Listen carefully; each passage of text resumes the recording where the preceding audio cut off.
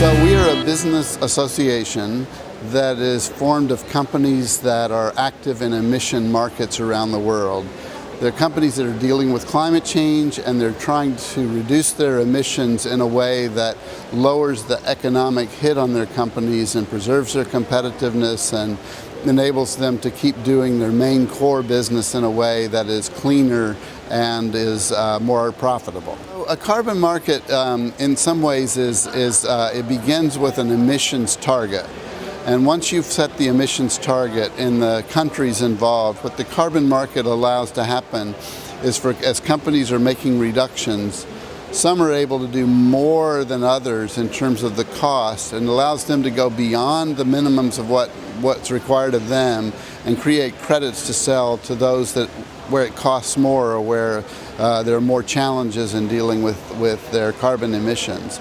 That market eventually produces a price so that companies get rewards for reducing emissions, or they are incentivized to kind of go out and try to do more and more because they're going to be able to sell their extra credits. There's some really interesting things happening regarding the markets of the future that we think are really a key to unlocking more action from different countries. So as you look around the world, in the EU, in California, in Canada, in China, in South Korea, there are emissions markets that are beginning or are in operation already that may have the potential to link up over time, and for the credits to be sold from Europe to California or California to China.